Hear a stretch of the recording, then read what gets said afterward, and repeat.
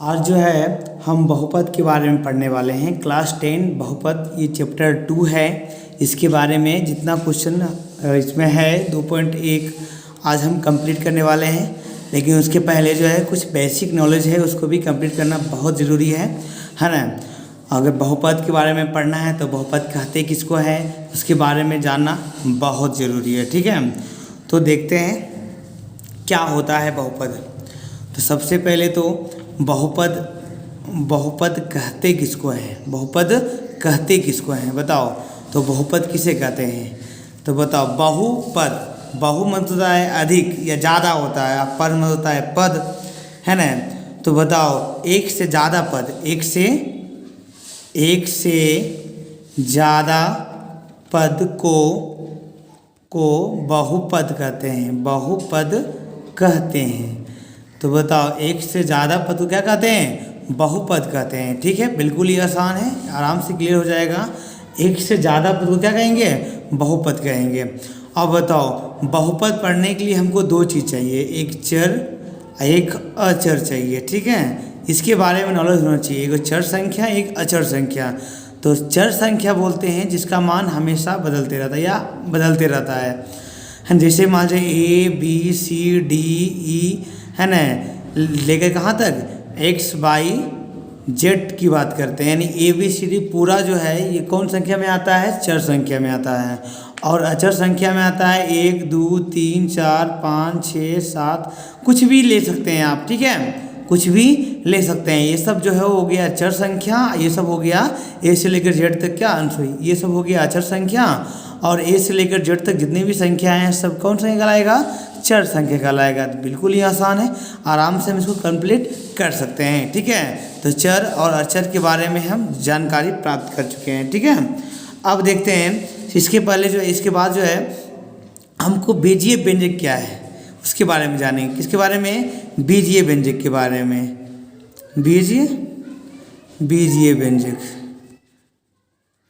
बीजीय व्यंजक क्या होता है, सबसे पहले इसके बारे में हम जानेंगे। तो बताओ इसका परिभाषा लिखना ज़रूरी है। ठीक है, तो परिभाषा इसका लिखते हैं, बीजीय व्यंजक किसे कहते हैं। ठीक है, तो बताओ बीजीय व्यंजक क्या होता है। तो कुछ लिख लो, नोट्स बनाते जाना है। ठीक है, कुछ निश्चित चर तथा अचर, कुछ निश्चित चर तथा अचर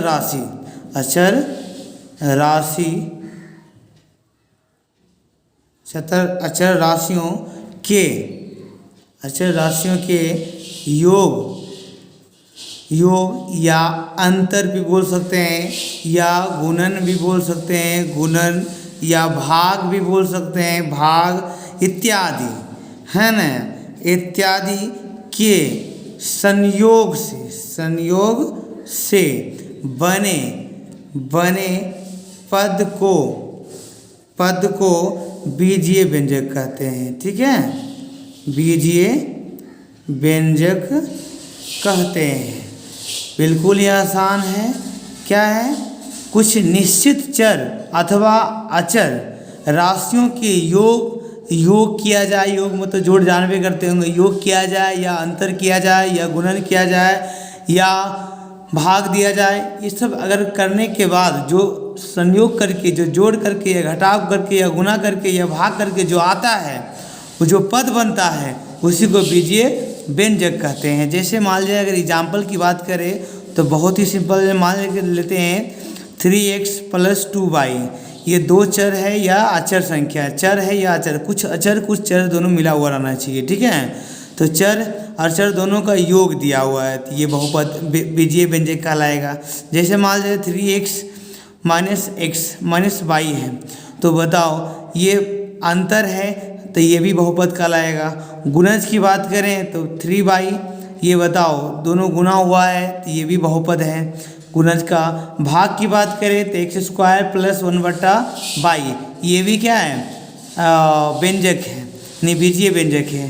क्यों बीजीय व्यंजक, इसमें भी चर और अचर की संख्या जुड़ा है या भागा हुआ है, गुना किया गया है, तो ये सब इत्यादि जो ETC जो है क्या कहलाएगा, ये सब कहलाएगा बीजीय व्यंजक। क्या, फिर से एक बार बोल देते हैं, कुछ निश्चित चर अथवा अचर राशियों के योग या अंतर या गुणज या भाग इत्यादि के संयोग से जो है जो पद बनते हैं उसको बोलते हैं बीजीय व्यंजक कहते हैं। ठीक है, यानी दो चर या चर संख्या को जोड़ने, घटाने या गुणा करने पर जो भी संख्या प्राप्त होता है, जो भी पद प्राप्त होता है, 2 पद, 3 पद, 4 पद, उसको कैसे बोलेंगे, बीजीय व्यंजक बोलेंगे। बिल्कुल ही आसान है। अब बीजीय व्यंजक के बाद आता है बहुपद। क्या आता है बीजीय व्यंजक के बाद? बहुपद आता है। ठीक है, उसके बारे में जानेंगे, बहुपद के बारे में। इसके बारे में बहुपद क्या होता है, सबसे पहले इसके बारे में जानेंगे, बहुपद क्या होता है।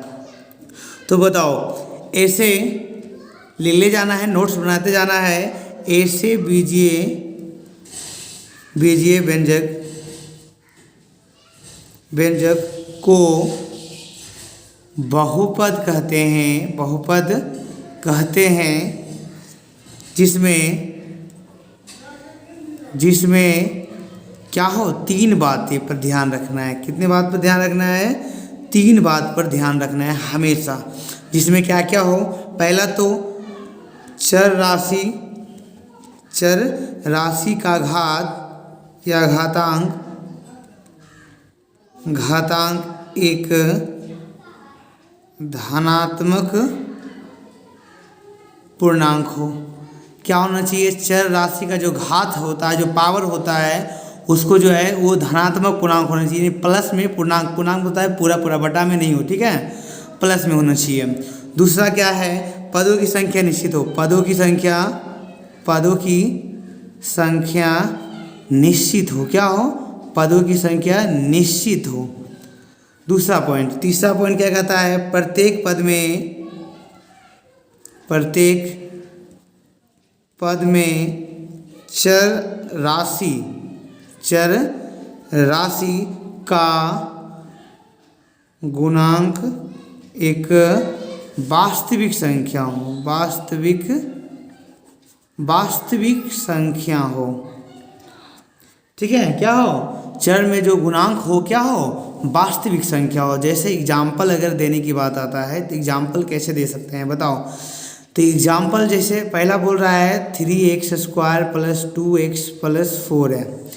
अगर बात करें तो बताओ, पहला चर राशि का घातांक एक धनात्मक पूर्णांक होना चाहिए। यानी चर राशि ये x वाला है तो x के पावर जो है 2 है, तो ये भी प्लस में पूर्णांक संख्या है।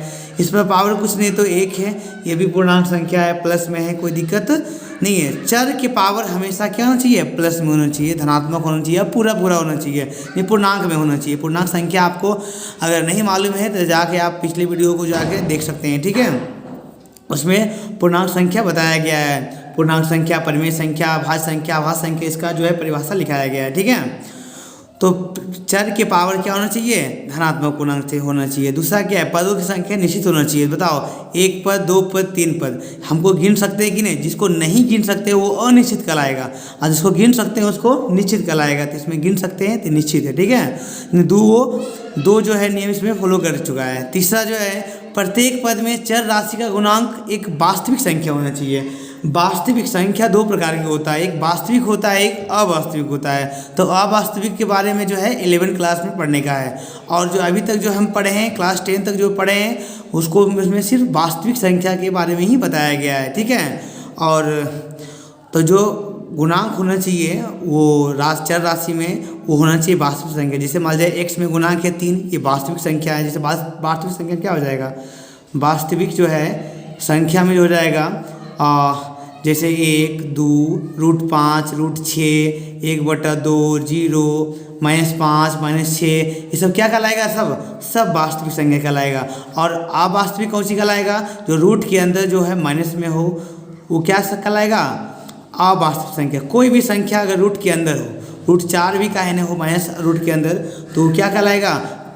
काल्पनिक संख्या कहलाएगा। क्या कहलाएगा? ये काल्पनिक संख्या कहलाएगा। क्या कहलाएगा? काल्पनिक संख्या कहलाएगा। तो हमको वास्तविक संख्या के बारे में ही पढ़ना है। ठीक है, और क्लास 10 तक वास्तविक संख्या के बारे में ही पढ़ा जाता है, और 11 में जो है हम काल्पनिक संख्या के बारे में पढ़ेंगे। ठीक है, तो बिल्कुल ही आसान है। पदों की जो गुणांक होना चाहिए चर राशि के जो है गुणांक जो है क्या होना चाहिए, वास्तविक संख्या होना चाहिए। तो x के में जो गुना हुआ है वो कितना गुना हुआ है, वास्तविक संख्या है, ये भी वास्तविक है, ये भी वास्तविक संख्या है, तो कोई दिक्कत नहीं है। ठीक है, तो ये फॉलो कर चुका है। बहुत सारा एग्जाम्पल में है, जैसे मान जाए और 2x² + 3x - 4 या 9x³ + 6x² + 9 या x² - 1/y, है ना, कुछ भी आप दे सकते हैं एग्जाम्पल में गुना भाग किया हुआ है। सॉरी, ये नहीं होगा, ये नहीं होगा। क्यों नहीं होगा, क्योंकि ये बटा में है। उसको ऊपर जाएंगे, ऊपर लेके जाएंगे, x माइनस ऊपर लेके जाएंगे, ऊपर लेके जाएंगे तो क्या हो जाएगा बताओ, ऊपर लेके जाओ तो ऊपर लेके जाएंगे तो क्या होगा, ये नहीं होगा। क्यों नहीं होगा जी, तो क्योंकि यहाँ पर जो है जाने के बाद y हो जाएगा, ऊपर जाएगा तो हो जाएगा और -y, तो पावर जो है घातांक जो है माइनस में नहीं होना चाहिए, धनात्मक पूर्णांक होना चाहिए, तो ये नहीं होगा। तो बहुपद होने और नहीं होने का बहुत सारे नियम है ना, इसके बारे में थोड़ा सा समझ लेंगे। अगर ट्रिक के माध्यम से बताया जाए तो कुछ पॉइंट याद कर लेना है कि चर की संख्या पावर जो है, चर की जो है पावर जो है, अगर यदि जो माइनस में हो, क्या हो, माइनस में हो, या चर जो है बटा में हो, या चर जो है चर के पावर जो है बटा में हो, 1/2 हो, 2/5 हो, कोई भी संख्या बटा में हो, या चर के पावर जो है पॉइंट में हो, कुछ भी हो, पॉइंट 4.2, 4.2, 1.5, कुछ भी हो, चर के पावर अगर पॉइंट में हो, है ना, या चर संख्या रूट में हो, तो अगर ये स्थिति होने पर जो है बहुपद नहीं होता है, बहुपद नहीं होगा। तो ये सब जो है दिमाग में आपको बात रख लेना है। ठीक है, अगर कोई भी संख्या के पावर माइनस में हो, या संख्या चर संख्या जो है बटा में हो, या चर के पावर बटा में हो, या चर के पावर पॉइंट में हो, या चर रूट में हो, ऐसे स्थिति होने पर जो है बहुपद नहीं होता है, बाकी सब बहुपद होगा। ठीक है, तो बहुपद के बारे में हम जान लिए। अब बहुपद के प्रकार पढ़ेंगे। क्या पढ़ेंगे, बहुपद के प्रकार। ठीक है, देखते हैं बहुपद के प्रकार क्या है। बिल्कुल ही आसान तरीक़ों से हम पढ़ने वाले हैं आज। पहले ये सब बेसिक नॉलेज है, अगर ये आप समझ लेते हैं तो कोई दिक्कत नहीं है। ठीक है, बहुपद के प्रकार किस आधार पर, पद के आधार पर। किसके आधार पर, पद के आधार पर। इसको 3 भागों में बांटा गया है। कितने भागों में बांटा गया है इसको, 3 भागों में। एक पदी बहुपद, दूसरा है द्विपदी बहुपद, और तीसरा है त्रिपदी बहुपद। तो बहुपद को जो है पद के आधार पर 3 भागों में बांटा गया है। पहला एक पदी बहुपद, दूसरा द्विपदी बहुपद, और तीसरा द्विपदी, तीसरा त्रिपदी बहुपद। तो बताओ इसके बारे में, एक पदी बहुपद के बारे में अगर परिभाषा कोई आदमी पूछता है तो उसको बताना है, एक पद वाले बहुपद को एक पदी बहुपद कहते हैं, 2 पद वाले बहुपद को द्विपदी बहुपद कहते हैं, और 3 पद वाले बहुपद को त्रिपदी बहुपद कहते हैं। तो एक पद वाले बहुपद, इसका मतलब क्या हुआ, इसका मतलब हुआ, देखो यहाँ पर 3y है या 2x² है, इसमें कितना पद है, एक पद है, या x³ है, या 4 है, या 9 है, एक पद है, इसलिए इसको कहेंगे एक पदी बहुपद। अब बात करते हैं द्विपदी बहुपद की बात करते हैं, तो 2x² + 3 है, इसमें 2 पद है ना, x² - 3 है, इसमें भी 2 पद है ना, y - 4 है, इसमें भी 2 पद है। यानी जिसमें 2 पद होता है उसको द्विपदी बहुपद बोलते हैं। और त्रिपदी की बात करें तो जैसे मान जाए x³ + 6x² + 3 है, इसमें कितना पद है, एक पद, 2 पद, 3 पद है।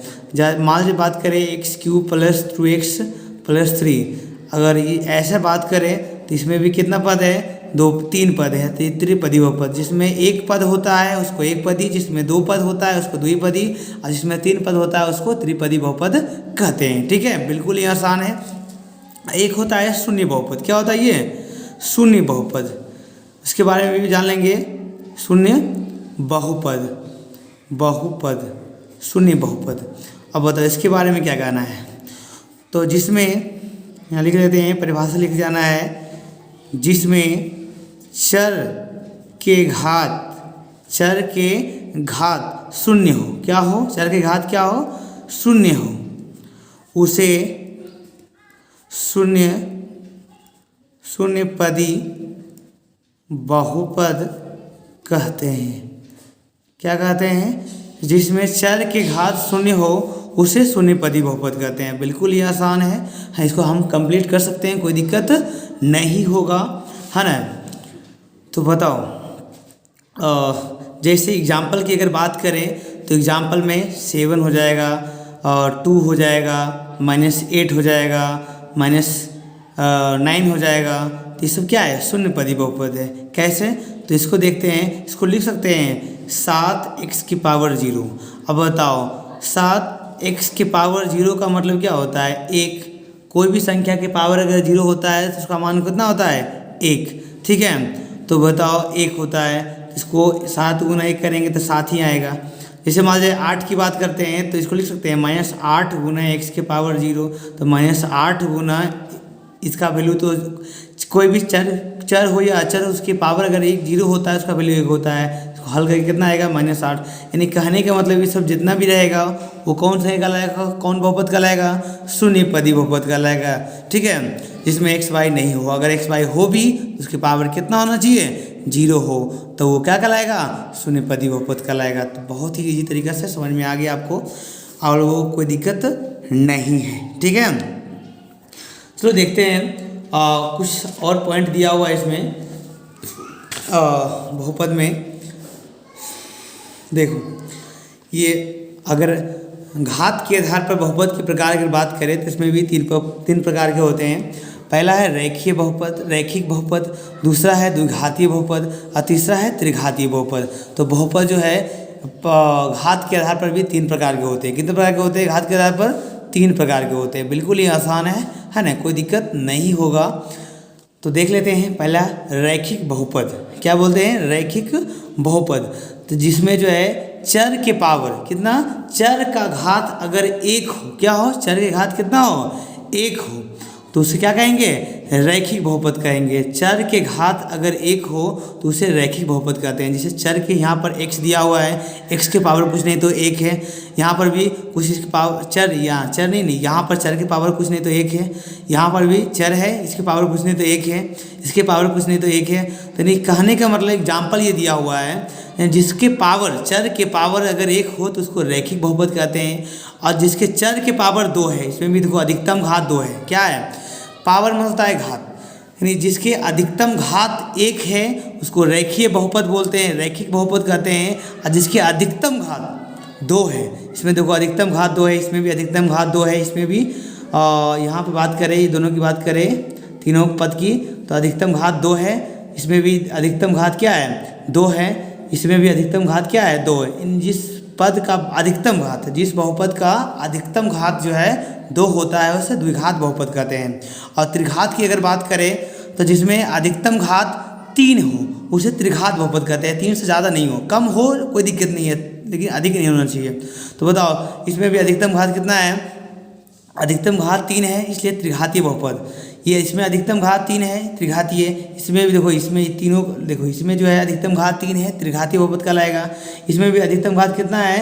3 है, 3 है, ये भी क्या कहलाएगा? त्रिघातीय बहुपद कहलाएगा। यानी जिस बहुपद के अधिकतम 1 घात हो उसको रैखिक बहुपद कहते हैं, और जिस बहुपद के अधिकतम घात 2 है उसे द्विघात बहुपद कहते हैं, और जिस बहुपद के अधिकतम घात 3 है उसे त्रिघात बहुपद कहते हैं। बिल्कुल ही क्या है?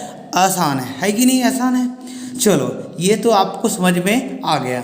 अब चलते हैं चैप्टर में। क्या कहता है? 2.1 निकालते हैं।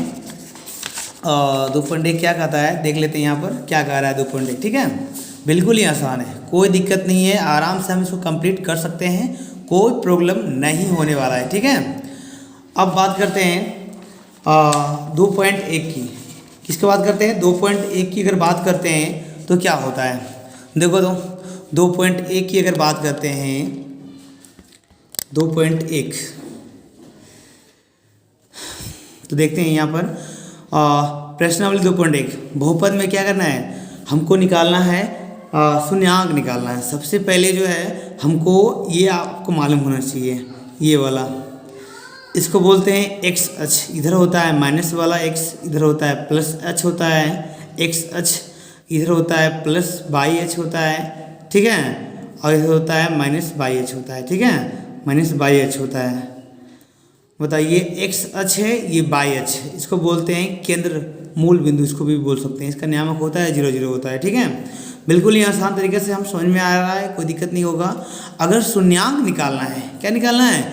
शून्यांकों की संख्या ज्ञात करना है। दिख रहा है, बोल रहा है शून्यांकों की संख्या ज्ञात करना है। बिल्कुल ही आसान है। अगर हम सिंपल भाषा में अगर समझें तो एक्स अक्ष को, किसको? एक्स अक्ष को, ये आपको दिमाग में रहना चाहिए। क्या? एक्स अक्ष को जितने बार रेखाएं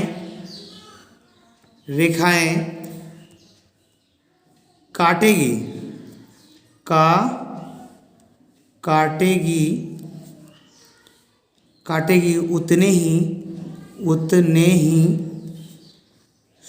शून्यांकों की संख्या होगी। ये बात आपको ध्यान में रखना है। एक्स अक्ष को जितने बार रेखाएं काटेगी उतने ही क्या होगी? शून्यांकों की संख्या होगी। बिल्कुल ही आसान है, इसमें कोई दिक्कत नहीं है, आराम से क्लियर हो सकता है। ठीक है, तो इसको आप आराम से क्लियर कर सकते हैं। जितना बार एक्स अक्ष को, ये एक्स अक्ष है, रेखाएं जितना बार एक्स अक्ष को काटेगी उतना शून्यांकों की संख्या होगा। ठीक है, तो हम देखते हैं क्वेश्चन। ठीक है, क्वेश्चन में पहला देखो, पहला क्या है? पहला दिया हुआ है, ये बताओ, ये एक्स अक्ष है, ये वाई अक्ष है, ये रेखाएं हैं। क्या हैं? ये रेखाएं हैं। तो बताओ, ये रेखाएं एक्स अक्ष को काट रही है? नहीं काट रही है। एक भी बार काट रही है? नहीं, एक भी बार काट नहीं रही है। तो शून्यांकों की संख्या कितना हो जाएगा? इसमें 0 हो जाएगा। कितना हो जाएगा? 0 हो जाएगा। इसमें देखते हैं, ये रेखाएं हैं, ये एक्स अक्ष को कितने बार काट रही है? 2 बार, 1 बार काट रही है। कितने बार काट रही है? 1 बार बस यहाँ से काट रही है, इसलिए शून्यांकों की संख्या कितना हो जाएगा? 1 हो जाएगा। कितना हो जाएगा? 1 हो जाएगा। इसमें कोई दिक्कत नहीं है। इसमें बताओ, इसमें रेखाएं जो है एक्स अक्ष को जो है कितने बार काट रही है? 1 2 3 बार काट रही है, इसलिए शून्यांकों की संख्या कितना हो जाएगा? 3 हो जाएगा। कितना हो जाएगा?